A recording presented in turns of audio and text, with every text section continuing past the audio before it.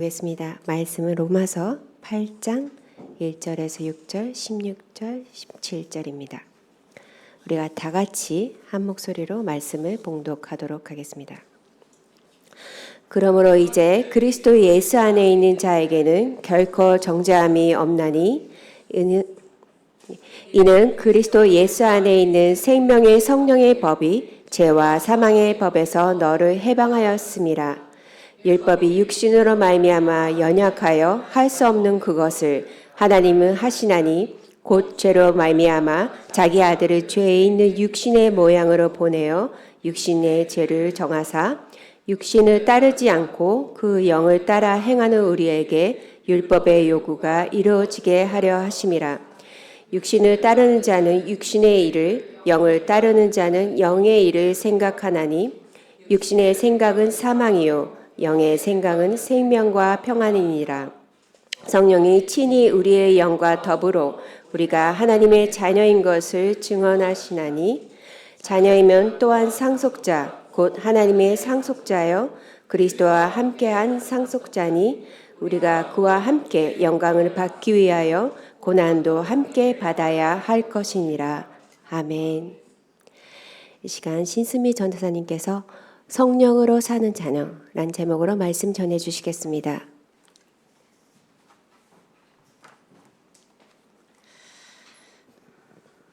자, 오늘은 로마서 8장 말씀 시간입니다.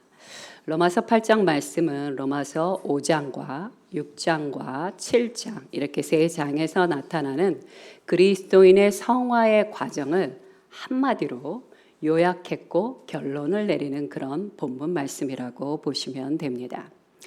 자, 우리는 그리스도인으로서 죄와 율법에 대해서 자유케 되었습니다. 그러므로 이 자유는 어떤 자유냐? 율법의 정죄로부터 자유케 된 것이며 또 어떤 자유냐? 바로 우리의 죄성으로부터 자유케 된 것을 말하는 것입니다. 또 한 가지가 더 있습니다. 바로 하나님의 자녀로서의 그 풍성한 자유를 누릴 수 있다는 것을 우리에게 알려주는 것입니다.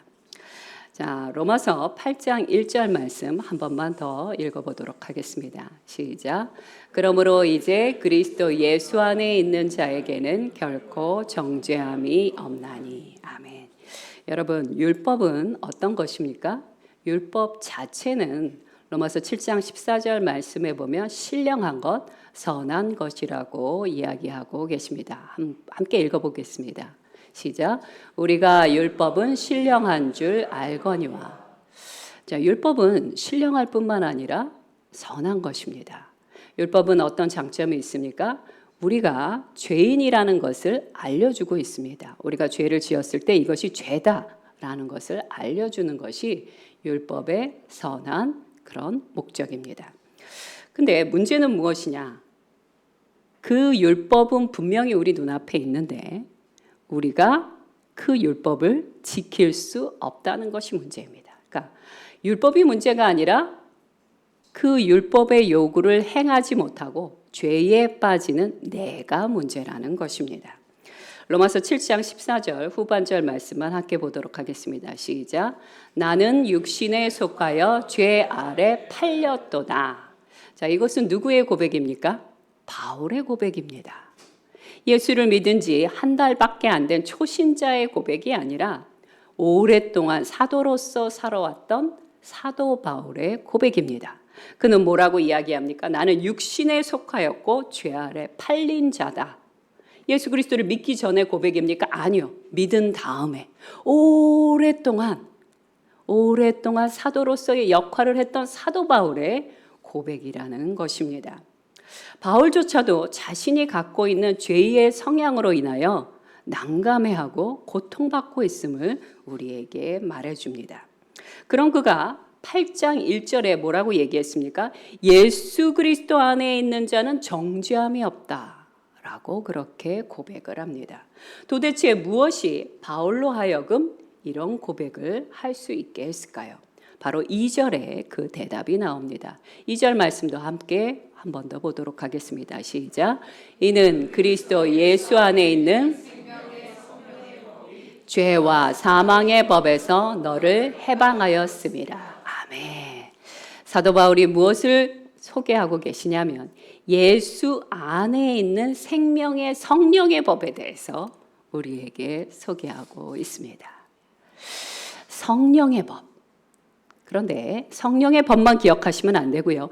예수 안에 있는 성령의 법을 기억해 주셔야 합니다. 자, 구원을 이미 받은 우리에게는요, 적용하는 법의 기준 자체가 달라집니다. 오늘 우리 밴쿠버에서 오신 진 목사님이 오셨는데요. 한국에서 운전할 때랑 밴쿠버에서 운전할 때 다릅니다. 왜 다를까요? 교통법이 다르기 때문입니다. 여러분, 예수 그리스도를 믿음으로 구원을 받은 사람들은요, 법이 달라집니다. 예전에는 죄와 사망의 법 아래서 살 수밖에 없었어요. 거기에 지배 아래 놓일 수밖에 없었어요.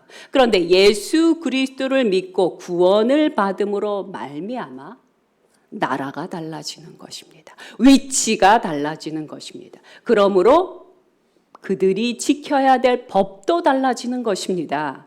이제는 어떤 법입니까? 예수 그리스도 안에 있는 생명의 성령의 법 아래 살게 된 것입니다. 아멘.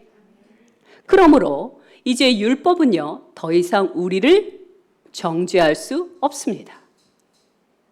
한국에 살면 한국의 법을 따라야 되고, 외국에 살면 외국의 법 아래 있는 것처럼 이제 더 이상 우리는 율법 아래 있지 않고 예수 그리스도 안에 있는 자이기 때문에 율법이 우리를 정죄할 수 없다는 것입니다. 아멘. 자, 이제 예수 안에 있는 성령의 법이 무엇인지 함께 살펴보겠습니다. 이 말은 이렇게도 표현할 수 있습니다. 어떻게 하면 성령의 법 아래 살 수 있을까? 어떻게 하면 성령의 역사 안에 살 수 있을까라고 질문을 바꿀 수 있을 것입니다. 여러분, 예수님은요, 삼위일체 하나님 중에 한 분이신 것을 믿으십니까? 아멘. 이건 굉장히 중요한 신앙 고백입니다. 예수님은요, 삼위일체 하나님 중에 한 분이십니다. 그러므로 우리가 예수 그리스도를 영접하잖아요. 예수 그리스도를 영접하는 그 순간 성령 하나님께서 우리 안에 임재하시는 것입니다. 아멘. 그것은 제가 얘기한 게 아닙니다. 아주 탁월하고 위대하신 신학자들이 얘기한 것입니다. 성경을 많이 연구하신 분들이 얘기해 주신 것입니다. 예수 그리스도를 영접하는 그 순간 성령께서 우리 안에 내주하시고 우리를 다스려 주십니다. 아멘. 이것이 바로 기독교의 신비입니다. 삼위일체 하나님의 탁월성이라는 것입니다. 이 땅 위에서 우리가 진정한 그리스도인으로 살아가기를 원하신다면 예수 그리스도를 영접할 뿐만 아니라 성령 하나님을 인정하며 살아가야 하는 것입니다. 성령 하나님을 다른 말로 표현할 수 있습니다. 바로 예수 그리스도의 능력이 되신 분이 누구냐? 바로 성령이라는 것입니다. 그런데 단지 예수님의 본만 따른다고 우리가 진정한 그리스도인의 삶을 살 수 있느냐? 아니라는 것이에요. 성경에 기록되어 있는 예수님의 모든 모범을 따라서 살 수 있습니다. 그러나 그것이 마음대로 되지 않습니다. 그럼 어떻게 해야 그렇게 살 수 있을까요? 우리 안에 내주하시는 성령님의 음성에 귀를 기울이고 그 말씀에 순종할 때에만 그 일이 가능하다는 것입니다. 예수님은요, 승천하시기 전에 제자들에게 이렇게 말씀하셨습니다. 사도행전 1장 4절 후반절과 5절 말씀을 함께 보도록 하겠습니다. 시작. 예루살렘을 떠나지 말고 내게서 들은 바 아버지께서 약속하신 것을 기다리라. 요한은 물로 세례를 베풀었으나 너희는 몇 날이 못되어 성령으로 세례를 받으리라 하셨느니라. 아멘. 예수님께서 제자들에게 예루살렘을 떠나지 말고 기다리라고 하신 목적이 무엇입니까? 너희가 몇 날이 못되어 성령을 받을 것이다. 예수 그리스도께서 하늘로 승천하여 올라가시고 난 다음에 아버지께서 성령을 이 땅 가운데 주신다고 말씀하십니다. 그것이 너희에게 유익하다라고도 그렇게 말씀하셨습니다. 우리는 예수 그리스도를 믿을 뿐만 아니라 성령 하나님을 받은 자들입니다. 아멘. 제자들은 왜 성령을 기다려야만 했습니까? 바로 이 성령이 부활하신 예수 그리스도의 능력을 전달하는 통로가 되시기 때문입니다. 여러분, 하나님께는요, 시간도 공간도 아무 제약을 받지 않으십니다. 그러나 성령께서 우리 안에 내주하셔야만 삼위일체 되신 하나님, 삼위일체 되신 예수 그리스도께서 우리와 동행하실 수 있게 되는 것입니다. 이 땅 위에서, 시간 안에서, 인간의 역사 안에서, 또한 지형 안에서, 공간 안에서 우리와 동행하시게 된다는 것입니다. 그러므로 성령 하나님을 안다는 것과 그분을 인정한다는 것과 그분의 뜻에 순종하여 살아간다는 것은 굉장히 중요한 의미를 담고 있다는 것입니다. 성령은요, 인간의 의지와 지성과 감정과 우리의 전 인격과 교제하시는 분이십니다. 그러므로 우리는 성령의 순종함으로 예수 그리스도와 또한 성부 하나님과 언제든지 교통하며 교제할 수 있게 되는 것입니다. 한 가지 주의사항을 말씀드리겠습니다. 주의사항은 무엇이냐면요, 성령의 능력은 나의 것이 아니라는 거예요. 그럼 누구의 것입니까? 예수 그리스도의 능력이십니다. 이 말은요, 굉장히 중요한 의미를 담고 있습니다. 성령을 마치 나의, 사람의 소유물처럼 여겨서는 안 된다는 것입니다. 오순절 성령 강림 이후에 초대교회가 그렇게 위대하고 충만했던 이유는 자기 안에 성령을 소유했기 때문이 아니라 예수 그리스도의 말씀을 쫓아 진리의 말씀을 순종했기 때문에 예수 그리스도의 능력 대신 성령께서 그 초대교회 안에 역사하실 수 있었던 것입니다. 그 차이점을 이해하시겠습니까? 여러분, 우리는 사도행전 8장에 나오는 마술사 시몬을 기억하고 있습니다. 마술사 시몬은 예수 그리스도를 믿지 않았습니다. 그런데 바울의 그 성령의 역사가 너무 대단한 거예요. 우와! 기도만 했더니 병이 낫고요. 기도만 했더니 귀신이 나가고요. 성령의 세례를 받는 것입니다. 그것을 보고 마술사 시몬은 너무 그게 탐이 났어요. 그래서 바울에게 뭐라고 얘기합니까? 돈을 갖다 주면서 내가 이 돈을 줄 테니 성령을 내게 파십시오라고 얘기했어요. 바울이 뭐라고 얘기했습니까? 악하다고 얘기합니다. 저주를 받아야 된다고 얘기합니다. 성령을 사고 파는 것이 아니라고 얘기합니다. 소유하는 것이 아니라고 얘기합니다. 성령은 어떨 때? 예수 그리스도의 말씀을 믿고 행할 때, 예수 그리스도를 나의 온전한 삶의 주인으로 모실 때, 그럴 때 비로소 성령이 역사하시는 것입니다. 나의 소유물처럼 여겨서는 안 되는 것입니다. 로마서 8장 3절 말씀을 한 번 더 읽어보도록 하겠습니다. 시작.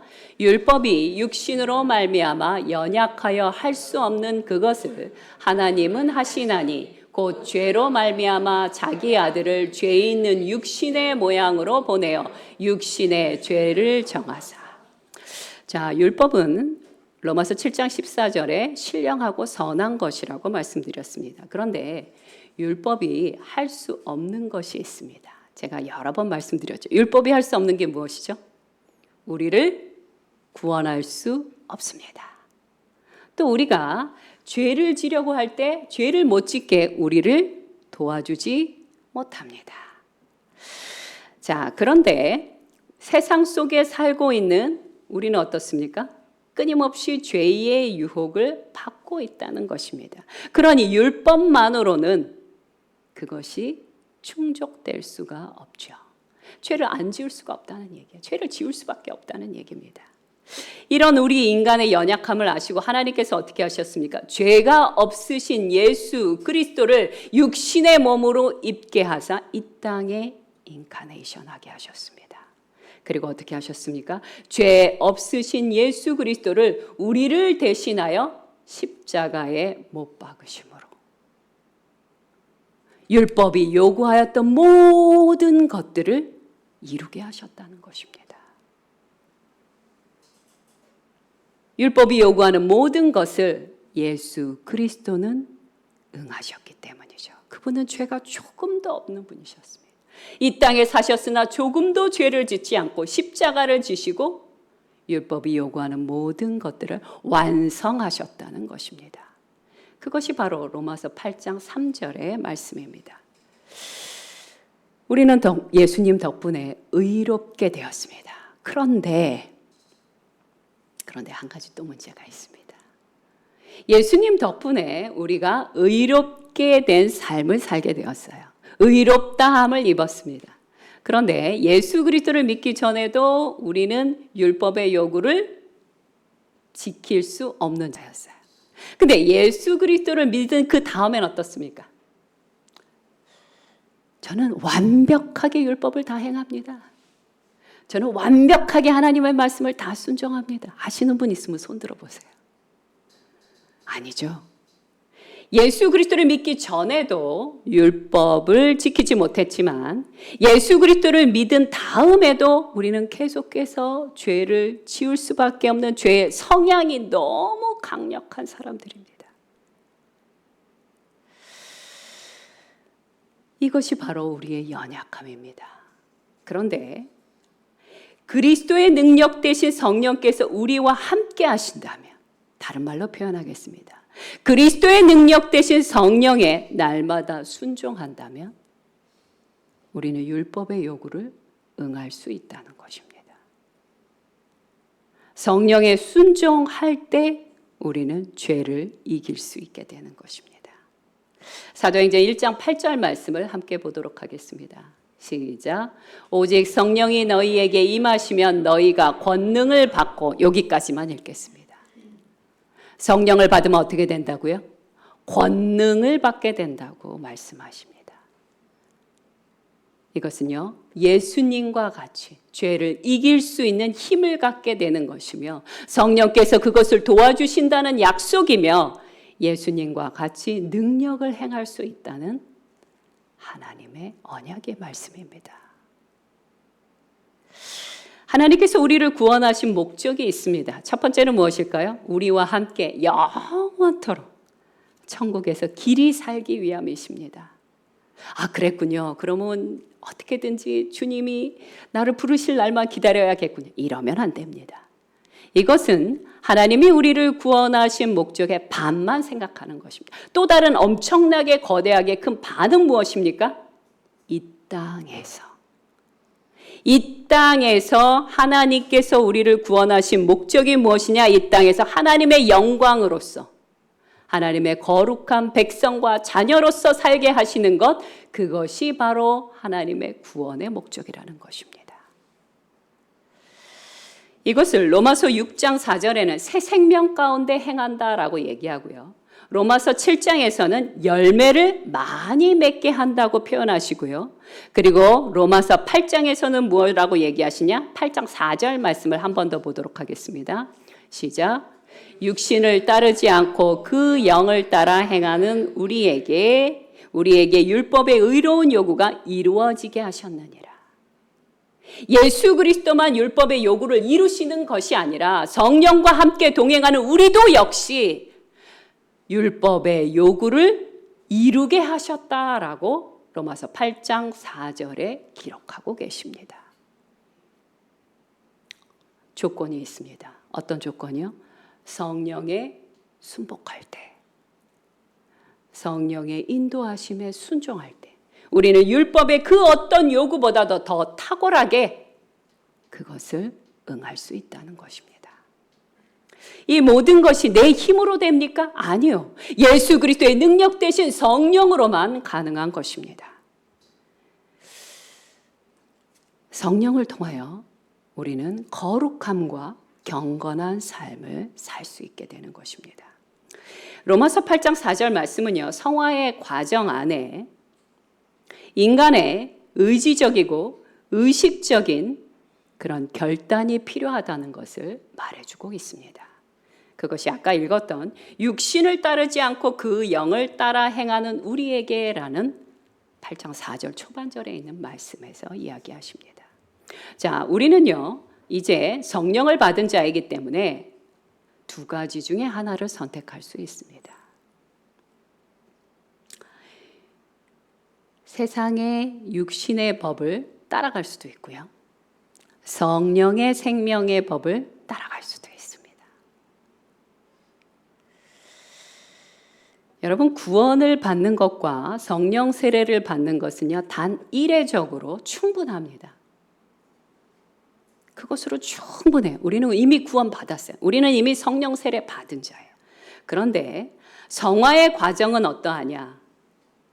이 성화의 과정, 진정한 그리스도인의 삶을 살아가는 데 있어서 체질화가 되고 내 것이 되는 것은요, 매 순간마다의 우리의 선택을 통해서 이루어진다는 것입니다. 어떤 선택? 내가 오늘 성령의 인도하심을 따를 것이냐, 아니면 육신의 법을 따를 것이냐. 어떤 박사님이 이런 얘기를 하시더라고요. 인간의 습관은 21일만 열심히 하면 습관이 된다고요. 한번 도전해 볼 만한 하지 않습니까? 성령의 인도하심에 딱 한 달만,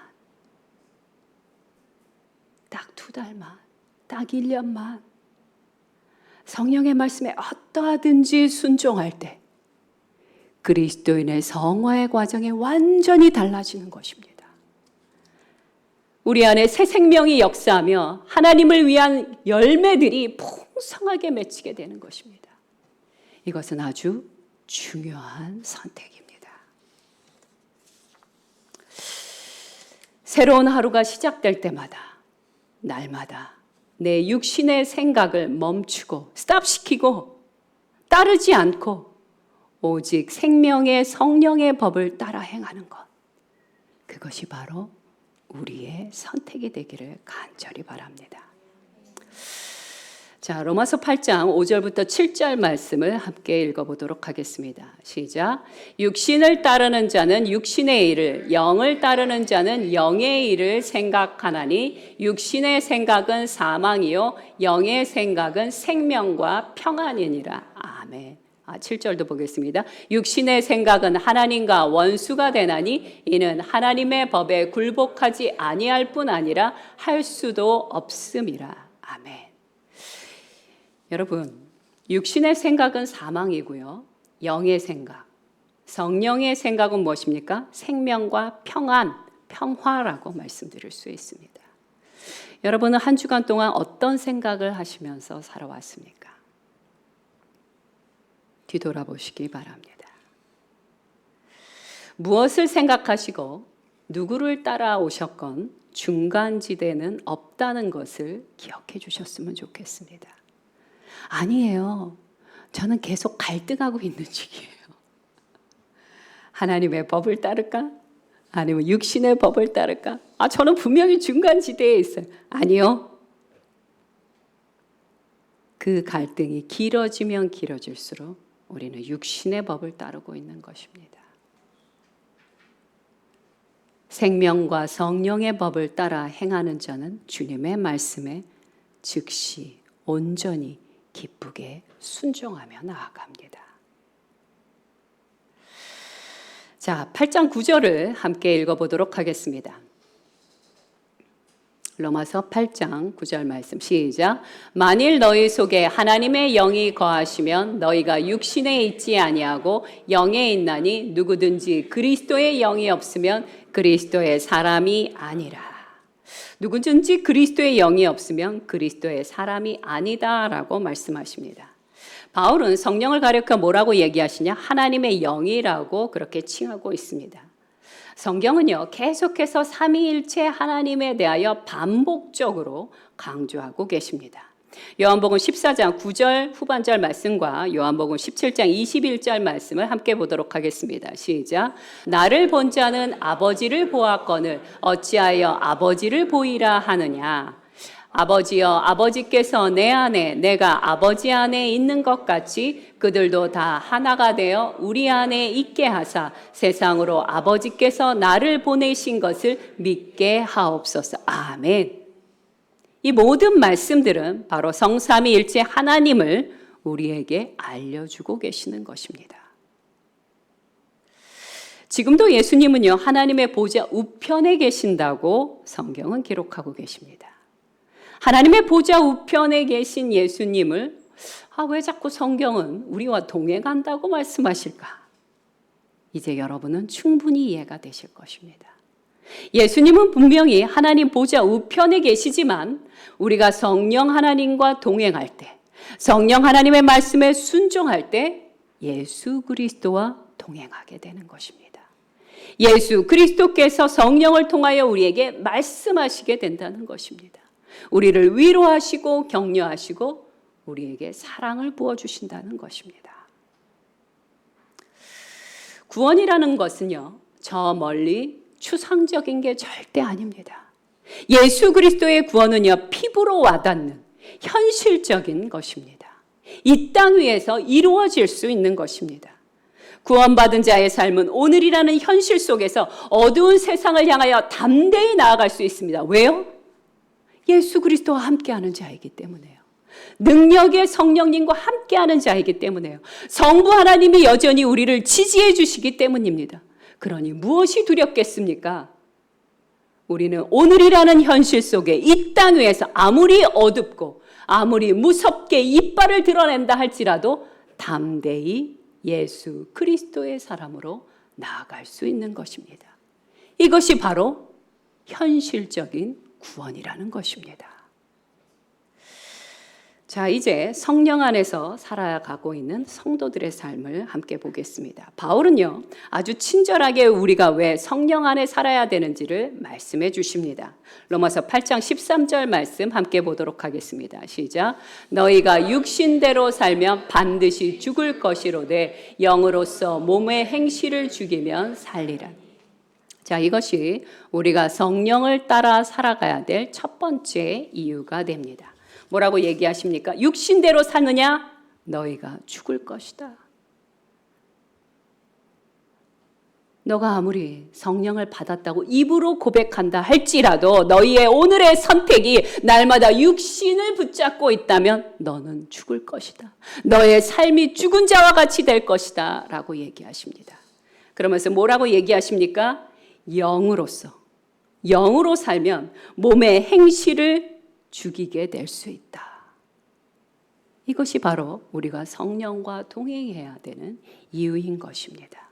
내 안에 있는 악한 행실을 제거하고 싶고 날마다 거룩한 성화의 과정을 걷고 싶은 자라면 육신의 법을 따를 것이 아니라 성령을 따라 행하라고 이야기하십니다. 두 번째는 로마서 8장 14절 말씀입니다. 시작. 무릇 하나님의 영으로 인도함을 받는 사람은 곧 하나님의 아들이라. 자, 누가 하나님의 아들과 딸입니까? 말씀을 보면 하나님의 아들은 성령의 인도하심을 따라가는 사람이라고 합니다. 성령의 인도하심을 따라가는 모든 사람은 하나님의 아들이며 딸인 것입니다. 이것은요, 성경에서 계속 말씀하시는 부분입니다. 여러분, 포도나무의 가지가 포도나무에 붙어 있어야 되는 것처럼 그리스도인은요, 예수 그리스도 안에 거하면 됩니다. 예수 그리스도 안에 거하기만 해도 내가 막 힘을 쓰지 않아도요, 열매는 저절로 맺히는 것입니다. 여러분이 그리스도인인데 사는 게 너무 힘들어요. 막 애를 쓰는데도 힘들어요. 한번 여러분 자신을 뒤돌아보셔야 합니다. 내가 혹시 예수 그리스도 안에 거하고 있지 않는 게 아닌가? 내가 지금 예수 그리스도 안에 거하고 있는 게 맞나? 여러분, 예수 그리스도 안에 거하면요, 성령 안에 충만한 상태에 있으면요, 힘들지 않습니다. 힘들지 않고 자유로움 가운데서 열매를 맺히게 되는 것입니다. 갈라디아서 5장 25절 말씀을 함께 보도록 하겠습니다. 시작. 만일 우리가 성령으로 살면 또한 성령으로 행할지니. 아멘. 여러분, 성령으로 사는 사람은요, 성령으로 행하게 됩니다. 육신으로 행하는 것이 아니라요, 성령을 따라 행하게 되는 것입니다. 여기서 한 가지 제가 또 주의점을 말씀드리겠습니다. 우리는 성령을 근심케 하거나 성령을 소멸하지 말아야 합니다. 말씀을 보겠습니다. 데살로니가전서 5장 19절 말씀입니다. 시작. 성령을 소멸하지 말며. 너무 안타까운 말씀입니다. 이 말씀은 무엇입니까? 우리가 성령을 소멸할 수 있다는 것입니다.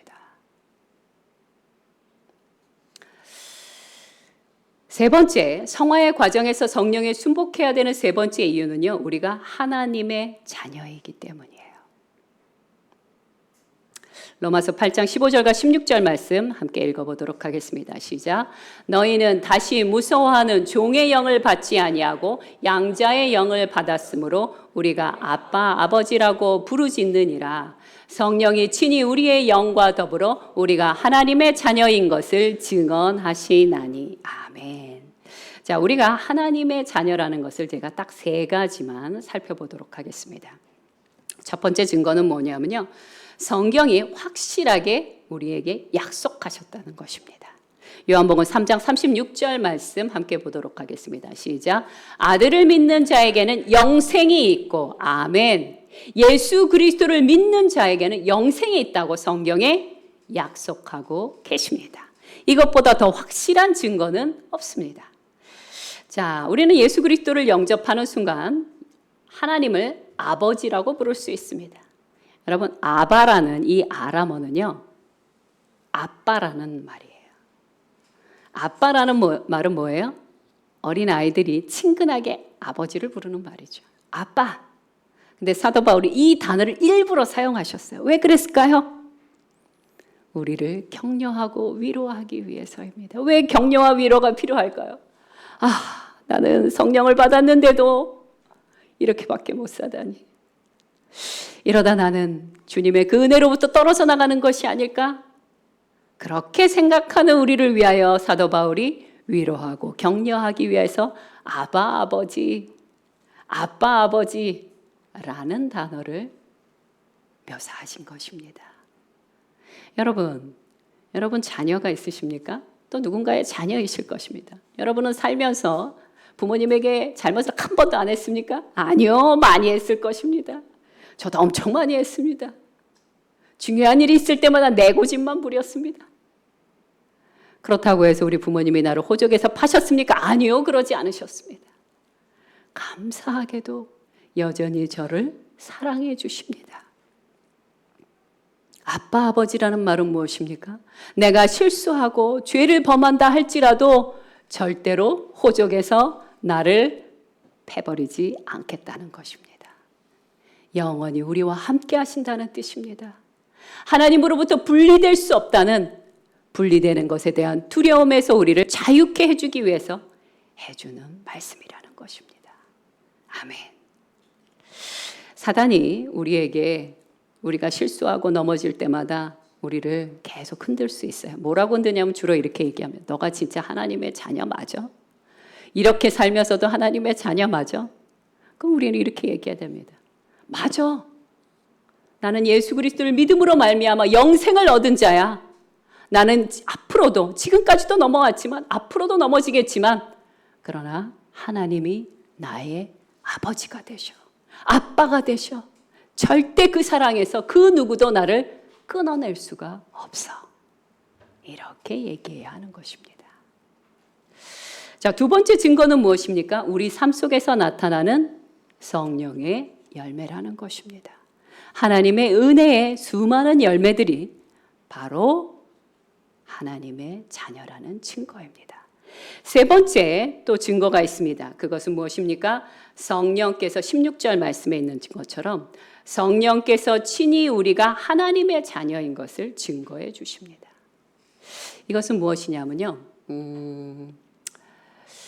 땅 깊은 곳 가운데 이렇게 흐르는 깊은 물처럼 우리의 내면 깊은 곳 가운데서 뭐라고 이성적으로 표현은 못합니다. 말로 표현은 못합니다. 지식적으로 뭐라고 얘기할 수는 없습니다. 그러나 확실한 증거가 있습니다. 이것이 무엇입니까? 성령께서 우리 안에 내주하시면서 확신을 주시는 것입니다. 이것이 바로 성령께서 친히 우리를 증거하시는 것입니다. 이것이 없는 분들은요, 고민하고 고민하다 주님을 떠나게 됩니다. 그러면서 이렇게 말합니다. 아무리 이성적으로 생각해도 이해가 되지 않습니다. 당연하지요. 사람의 이성과 지식으로는 성령의 인치심을 감히 깨달을 수도 없고요, 이해할 수도 없습니다. 오직 성령께서 택하신 자, 하나님께서 택한 자만이 이 확증을 가질 수 있는 것입니다. 자, 로마서 8장 17절 말씀을 함께 보도록 하겠습니다. 시작.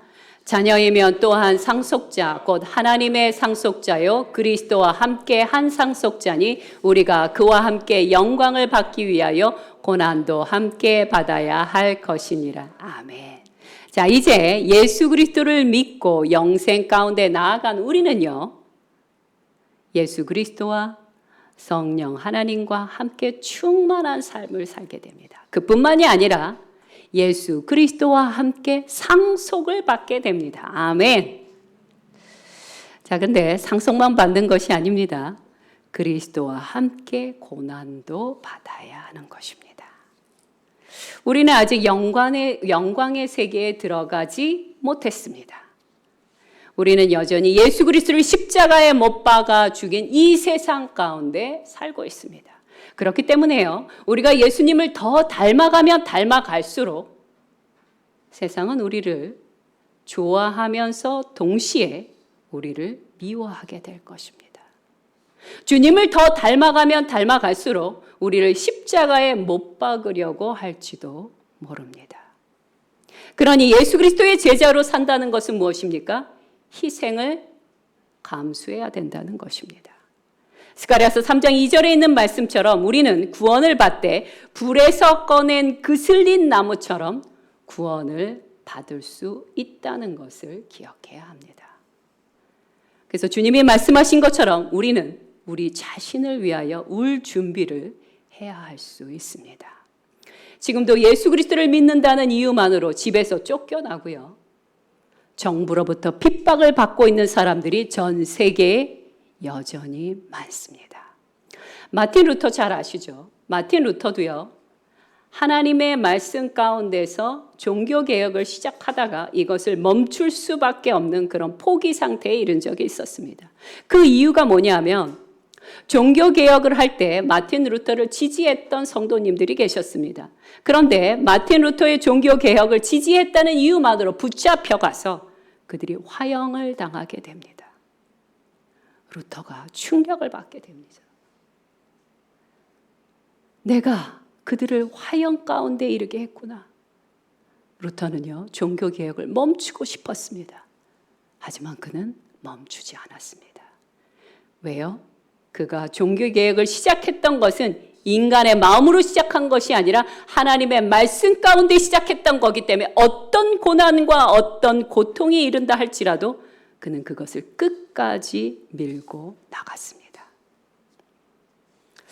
아들 대신 예수 그리스도께서 고난을 통하여 순종을 배우셨다면 우리도 그리해야 하는 것입니다. 우리도 주님과 함께 영광을 받기 위하여 마땅히 고통을 당연하게 여겨야 한다는 것입니다. 결론을 말씀드리겠습니다. 어떤 목사님이 이런 말씀을 하시더라고요. 성령에 순종하며 사는 사람은 나쁜 사람에서 좋은 사람으로 변화되는 것이 아니다. 그것이 아니라 성령에 순종하며 사는 사람은 좋은 사람에서 놀라운 사람으로 변화되는 것이다 라고 이야기하셨습니다. 맞습니다. 성령에 순복하며 사는 사람은요, 진리와 성령으로 불타는 사람입니다. 불탄다고 해서 막 소리 지르고 막 이런 게 아니고요, 내면 안에서 성령의 불이 탄다는 것을 말하는 것입니다. 자신의 심령 안에서 주님이 주시는 능력인 성령으로 말미암아 날마다 그 열정과 생명력과 그 열매로 풍성하게 살아있는 사람입니다. 또 한 가지 더 있습니다. 나만 불타는 게 아니라 이 어두운 세상, 이 냉랭한 세상 불을 지피는 사람입니다. 주의 진리의 말씀으로 성령으로 말미암아 불을 지필 줄 아는 사람, 그 사람이 진정으로 성령에 순종하는 사람입니다. 그리스도인은요, 그냥 착하고 좋은 사람으로 살면 안 됩니다. 그리스도인은요, 놀라운 성령의 사람으로 살아야 합니다. 비록 우리가 어제도 오늘 아침에도 죄에 넘어졌다 할지라도 하나님 아버지의 사랑과 구원을 확신하며 털털 털고 툴툴 털고 아무렇지도 않게 주님의 성령의 인도하심을 따라 살아가야 하는 것입니다.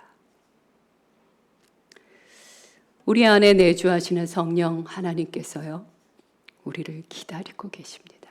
제가 이 말씀을 준비하는데 이 마음이 제게 왔습니다.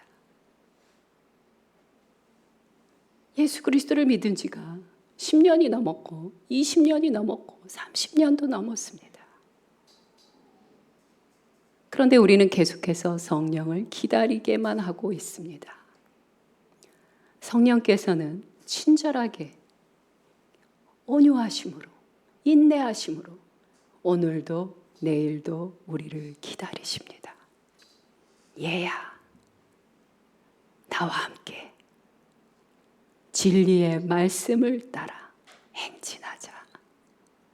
내가 너를 통하여서 이 어두운 세상에 빛을 밝힐 것이며 썩어져가는 이 세상 가운데 회복하기를 원한다. 얘야, 나는 오늘도 너를 기다린단다. 함께 기도하겠습니다. 우리는 창조주 여호와 하나님을 아빠 아버지라고 부르는 그런 그리스도인들입니다. 그런 우리가 무엇이 두려워 자꾸 숨으려고만 하십니까? 하나님을, 예수 그리스도를, 능력의 성령님을 우리 안에 함께 하고 계시는 그분들과 함께하는 그리스도인인 우리가 뭐가 두려워서 자꾸 주저주저 하고 계십니까? 오늘 성령의 음성에 반응하시기 바랍니다. 주님, 더 이상 주님을 기다리게 하지 않겠습니다. 주님, 말씀하여 주시옵소서. 제가 순종하겠습니다. 어두운 세상을 향하여, 거친 세상을 향하여, 나를 잡아먹을 것 같은 이 세상을 향하여 한 걸음 나아가겠습니다. 예수 그리스도의 능력이 무엇인지, 성령의 강력과 그 역사심이 무엇인지 저를 통하여 드러나게 하여 주옵소서. 함께 주님 앞에 기도하시겠습니다.